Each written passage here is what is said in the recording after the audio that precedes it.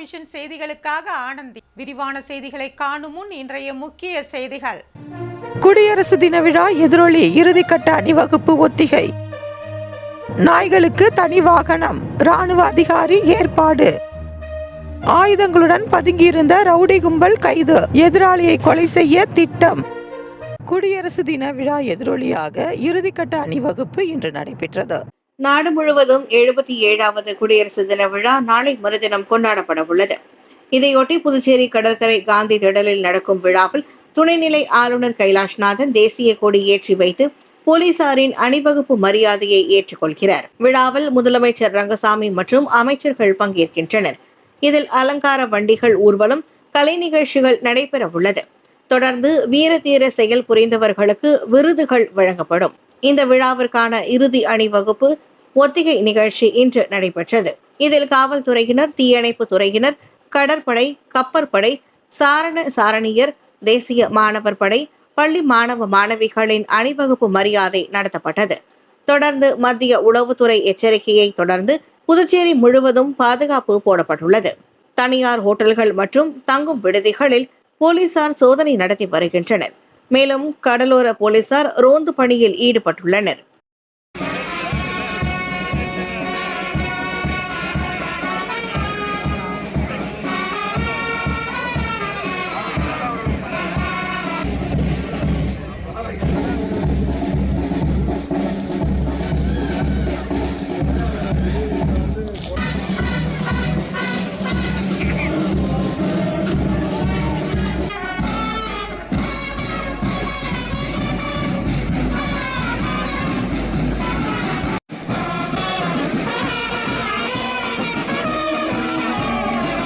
நாய்களுக்கு தனி வாகனம் அமைத்துள்ள ராணுவ அதிகாரியை பொதுமக்கள் ஆச்சரியத்துடன் பார்த்து வருகின்றனர். ஹரியானாவை சேர்ந்தவர் ரஞ்சித் ரத்தி, ராணுவ அதிகாரி, ஆழ்கடல் நீச்சல் பயிற்சியாளர்.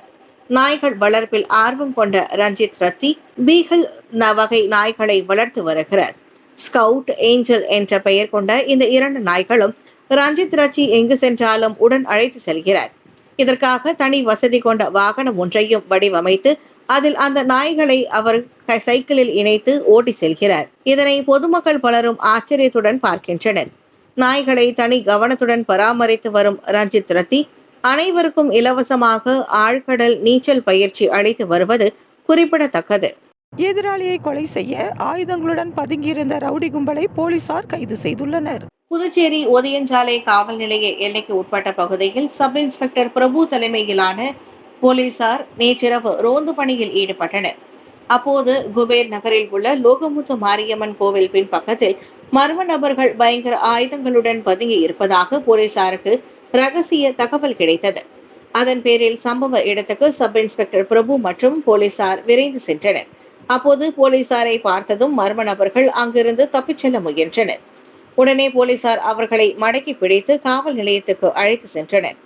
பின்னர் போலீசார் அவர்களை விசாரித்ததில் பிரியதர்ஷினி நகரை சேர்ந்த மணிகண்டன் என்கின்ற ஸ்டிக்கர் மணி, ரெட்டியார் பாளையத்தை சேர்ந்த ராஜா என்பது தெரிய வந்தது. இதையடுத்து போலீசார் அவர்களிடம் இருந்து வீச்சு அருவாள் மற்றும் நாட்டு வெடிகுண்டுகளை பறிமுதல் செய்தனர். கடந்த 19ஆம் தேதி கோவிந்த சாலையில் கண்டாக்டர் தோட்டம் பகுதியை சேர்ந்த லோகு பிரகாஷ் தனது கூட்டாளிகளுடன் மணியை தீர்த்து கட்ட நாட்டு வெடிகுண்டு வீசிய சம்பவத்திற்கு பழி தீர்க்க பதுங்கி இருந்தது தெரிய வந்தது.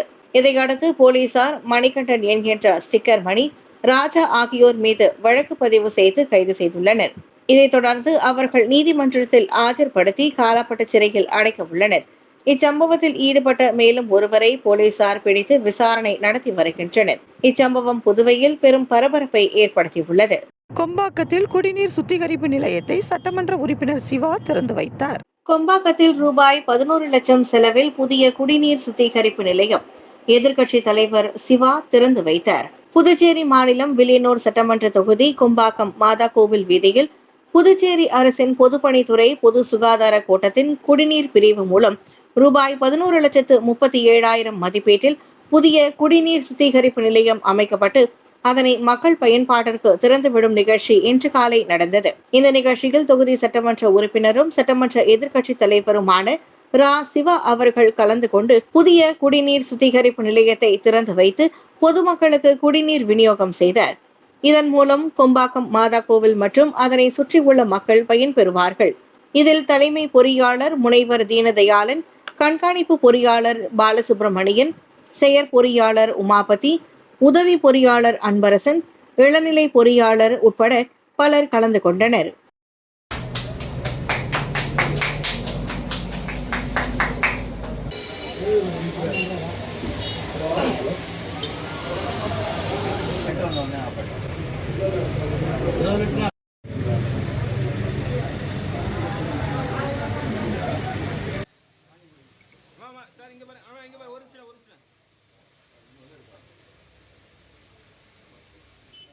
தேசிய வாக்காளர் தினத்தை முன்னிட்டு தலைமை செயலகத்தில் ஊழியர்கள் உறுதிமொழி ஏற்றுக்கொண்டனர். தேசிய வாக்காளர் தினத்தை முன்னிட்டு புதுச்சேரி தலைமை செயலகத்தில் தேசிய வாக்காளர் தின உறுதிமொழி ஏற்கும் நிகழ்ச்சி நடைபெற்றது. வளர்ச்சி ஆணையர் மற்றும் செயலர் ஆஷிஷ் மாதவ் ராவ் மோரே தேசிய வாக்காளர் தின உறுதிமொழியை வாசிக்க அரசு செயலர்கள், தலைமை செயலக அதிகாரிகள் மற்றும் ஊழியர்கள் கலந்து கொண்டு உறுதிமொழியை ஏற்றுக்கொண்டனர். Of our country, of free, fair, and peaceful elections, and to vote in every fearlessly and without being influenced by considerations of community, language, or any inducement. மீது உறுதியான நம்பிக்கையை கொண்டுள்ள இந்திய குடிமக்களாகிய நாம் நம் நாட்டில் ஜனநாயக மரபினையும் கண்ணியத்தை நிலைநிறுத்தவும் மதம், ஜாதி, இனம் ஒவ்வொரு தேர்தலிலும் வாக்களிப்போம். ஆன்லைன் மூலம் மிரட்டல் விடுத்த கும்பலை போலீசார் கண்டுபிடித்து கைது செய்துள்ளனர். புதுச்சேரி நெல்லித்தோப்பு பகுதியை சேர்ந்தவர் 40 வயதாகும் ஆண்ட்ரூஸ். இவர் கடந்த 2023ஆம் ஆண்டு ஆன்லைன் செயலி மூலம் ரூபாய் 10,000 கடன் பெற்றார். அந்த கடனை வட்டியுடன் சேர்த்து செலுத்தினார். இந்த நிலையில் அவரை செல்போன் மூலம் தொடர்பு கொண்ட மர்ம நபர் அவரது புகைப்படத்தை நிர்வாணமாக சித்தரித்து அதனை பேஸ்புக், வாட்ஸ்அப் தொடர்பில் உள்ள நண்பர்கள் மற்றும் சமூக வலைதளத்தில் வெளியிடுவோம் என்று மிரட்டினர். இதனால் அதிர்ச்சி அடைந்த அவர் மர்ம நபர்கள் கேட்டது போல பல்வேறு தவணைகளாக ரூபாய் 2,99,000 செலுத்தினார். மேலும் அந்த கும்பல் அவரிடம் பணம் கேட்டு தொடர்ந்து மிரட்டியதால் அதிர்ச்சி அடைந்த ஆண்ட்ரூஸ் இது குறித்து சைபர் கிரைம் போலீசில் புகார் செய்தார். புகாரின் அடிப்படையில் போலீசார் வழக்கு பதிவு செய்து சமூக வலைதளத்தில் இருந்த புகைப்படங்களை அழித்தனர். இதனைத் தொடர்ந்து சைபர் கிரைம் ஆய்வாளர்கள் தியாகராஜன், கீர்த்தி ஆகியோர் தலைமையில் 2 தனிப்படைகள் அமைத்து அவர் அனுப்பிய பணம் எங்கு சென்றது என்ற விசாரணை நடத்தினர். அப்போது கேரள மாநிலம் மலப்புரத்தை சேர்ந்த முகமது ஷபி என்பவருக்கு தொடர்பு இருப்பது தெரிய வந்தது. உடனே சைபர் கிரைம் போலீசார் கேரளா சென்று அவரை சுற்றி வளைத்து கைது செய்தனர். அவரிடம் விசாரணை நடத்திய போது 10ஆம் வகுப்பு வரை படித்துள்ள அவர் அங்கு லாரி டிரைவராக இருந்தார். தொடர்ந்து அவர் தனது நண்பர் உதவியுடன் இது போன்ற மோசடி கும்பலுடன் சேர்ந்து செயல்பட்டது தெரிய வந்தது. தொடர்ந்து போலீசார் அவரது வங்கி கணக்கை சோதனை செய்த போது அதில் ரூபாய் 10,60,00,000 இருப்பது தெரிய வந்தது.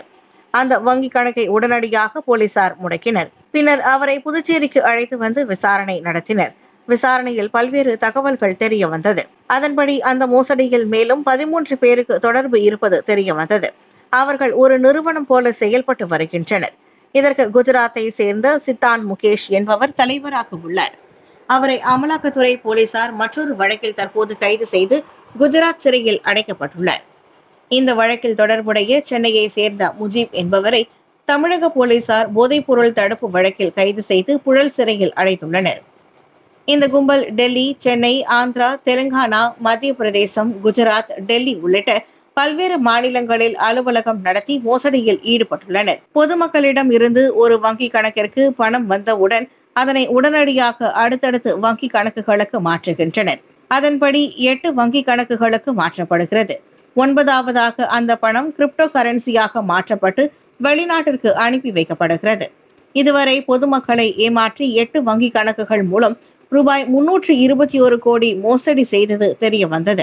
அந்த வங்கி கணக்குகளை முடக்க போலீசார் நடவடிக்கை எடுத்து வருகின்றனர். இந்த வழக்கில் தொடர்புடைய சித்தான் முகேஷ் ஆகிய 2 பேரையும் அங்குள்ள சிறையில் இருந்து கைது செய்து புதுச்சேரிக்கு அழைத்து வர நடவடிக்கை எடுத்து வருகின்றனர். மேலும் 11 பேரை கைது செய்ய சைபர் கிரைம் போலீசார் நடவடிக்கை எடுத்து வருகின்றனர். இந்த சம்பவம் புதுச்சேரியை பெரும் பரபரப்பை ஏற்படுத்தியுள்ளது. பூரணாங்குப்பத்தில் சாலை அமைக்கும் பணியினை சபாநாயகர் செல்வம் துவக்கி வைத்தார்.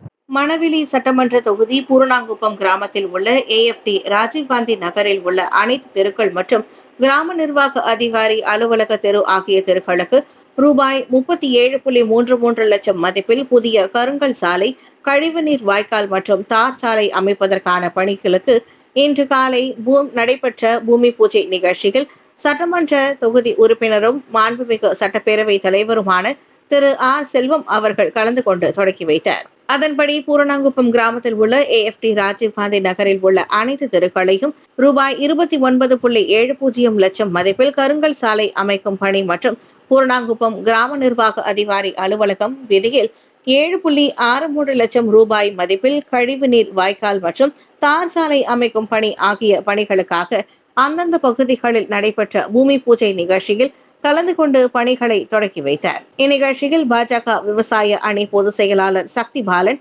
மாவட்ட தலைவர் சுகுமார், தொகுதி தலைவர் லட்சுமிகாந்தன் கிருஷ்ணமூர்த்தி ரெட்டியார், சக்திவேல், ராஜீவ்காந்தி நகர் நலசங்க நிர்வாகிகள் ராஜசேகரன், கலைவாணன், சுரேஷ்குமார் மற்றும் புருஷோத்தமன், முருகேசன், முருகானந்தம், பார்த்திபன், முத்துசாமி, சண்முகம், பார்த்தசாரதி, அசோகன், தனசேகர், மணி, ராஜகுரு, வேலு, பாஸ்கர், தங்கம், முனியாண்டி, ஐயனார், ராஜதுரை, நாகமுத்து, குமரன், செல்வி, சூரியபிரகாஷ், ஆறுமுகம், அப்பு மற்றும் அந்தந்த பகுதி பொதுமக்கள் திரளாக கலந்து கொண்டனர். பம்பாக்கீரபாளையம் கிராமத்தில் மீனவர்கள் பொதுக்குழு கூட்டம் நடைபெற்றது. கடலில் கூக்கான் வலையில் மீன் பிடிக்க அரசு தடை விதித்துள்ளது. ஆனால் தடையை மீறி சிலர் கூக்கான் வலையில் மீன் பிடித்து வருகின்றனர். கூக்கான் என்பது கணவாய் மீன்களை பிடிக்க பயன்படுத்தும் வலையாகும். இந்த முறையில் ஒரே நேரத்தில் 200 கிலோ வரை மண்ணை வலையில் இறக்கி பிடிப்பதாகும். இதனால் டன் கணக்கில் மண் கொட்டுவதால் கடல் வளம் குறையும் நிலை ஏற்பட்டுள்ளது. இந்த வலைகளில் சிறு சிறு மீனவர்களின் வலைகள் சிக்கி வாழ்வாதாரம் பாதிக்கப்படுகிறது. புதுச்சேரி கடல் பகுதியில் சமீப காலமாக கூக்கான் மீன் பிடிப்பது அதிகரித்து வருகிறது. இந்த நிலையில் புதுச்சேரி வம்பாக்கீரபாளையம் வேதவனேஸ்வரர் சிவன் கோவில் வளாகத்தில் வம்பாக்கீரபாளையம் வீராம்பட்டினம் மீனவர் பஞ்சாயத்தார் தலைமையில் அனைத்து ஊர் மீனவ கிராமங்களின் பஞ்சாயத்தார்கள் பங்கேற்ற பொதுக்கூட்டம் நேற்று மதியம் நடந்தது. கூக்கான் தொழில் செய்யும் கிராமத்தின் மீது தொழில் ரீதியாக நடவடிக்கை எடுப்பது, மேலும் எந்த கிராம பஞ்சாயத்தும் அந்த ஊரை சேர்ந்த கூக்கான் தொழில் செய்பவர்கள் மீது நடவடிக்கை எடுக்கும் போது அவர்களுக்கு பஞ்சாயத்து பிரச்சனை வரும்போது அனைத்து கிராமமும் ஒன்று சேர்த்து ஆதரவு அளிப்பது, கூக்கான் தொழிலை மீறி செய்யும் கிராமத்தின் மீது மீன் மார்க்கெட்டில் மீன் விற்பனையை தடை செய்வது, இது புதுச்சேரி மற்றும் அருகே உள்ள தமிழ்நாடு கிராமத்துக்கும் பொருந்தும். மீன்வளத்துறையானது கூக்கான் முறையில் மீன் பிடிப்பதை தடை விதித்துள்ளது. தடையை மீறி கூக்கான் முறையில் மீன்பிடி தொழில் செய்யும் மீனவர்களின் மீது கடல் வளத்தையும் மீனவர்களின் மீன்பிடி வலைகளையும் பாதுகாக்கும் பொருட்டு அரசு உடனடியாக தொழில் ரீதியான நடவடிக்கை எடுக்க வேண்டும் என்பது உள்ளிட்ட பல தீர்மானங்கள் நிறைவேற்றப்பட்டன. பதவி உயர்வுக்கு MTS ஊழியர்களின் சீனியாரிட்டி பட்டியல் வெளியிடப்பட்டுள்ளது. பதவி உயர்வுக்காக 203 MTS ஊழியர்களின் சீனியாரிட்டி பட்டியல் வெளியீடு. புதுச்சேரி அனைத்து துறை தலைவர்களுக்கும் பணியாளர் மற்றும் நிர்வாக சீர்திருத்த துறை சார்பு செயலர் ஜெய்சங்கர் பிறப்பித்துள்ள உத்தரவில் கூறுகையில், புதுச்சேரி அரசு அலுவலகங்களில் இருந்து பெறப்பட்ட தகவலின் அடிப்படையில் MTS ஊழியர்களாக பாதுகாப்பு, ஹவுஸ்கீப்பிங் பணியாற்றி வரும் தகுதியுடைய 203 பேருக்கு பணிமூப்பு அடிப்படையில் MTS பொது ஊழியர்களாக பதவி உயர்வு வழங்குவதற்கான சீனியாரிட்டி பட்டியல் வெளியிடப்பட்டுள்ளது. இப்பட்டியலில் சேர்த்தல் திருத்தங்கள் செய்வதற்கான கோரிக்கைகள் வருகின்ற பிப்ரவரி 6ஆம் தேதி அல்லது அதற்கு முன்பாகவோ பணியாளர் மற்றும் நிர்வாக சீர்திருத்த துறைக்கு அனுப்பலாம். தாமதமாக வரும் கோரிக்கைகள் ஏற்றுக்கொள்ளப்பட மாட்டாது என இவ்வாறு அதில் கூறப்பட்டுள்ளது. புதுவையில் இன்றைய தங்கம் மற்றும் வெள்ளி விலை விவரம். தங்கம் 1 கிராம் 7,555 ரூபாய். ஒரு சவரன் தங்கம் 60,440 ரூபாய். வெள்ளி 10 கிராம் 1020 ரூபாய். மீண்டும் இன்றைய முக்கிய செய்திகள். குடியரசு தின விழா எதிரொலி இறுதிக்கட்ட அணிவகுப்பு ஒத்திகை. நாய்களுக்கு தனி வாகனம், ராணுவ அதிகாரி ஏற்பாடு. ஆயுதங்களுடன் பதுங்கியிருந்த ரவுடி கும்பல் கைது, எதிராளியை கொலை செய்ய திட்டம். இத்துடன் செய்திகள் நிறைவு பெறுகிறது. வணக்கம்.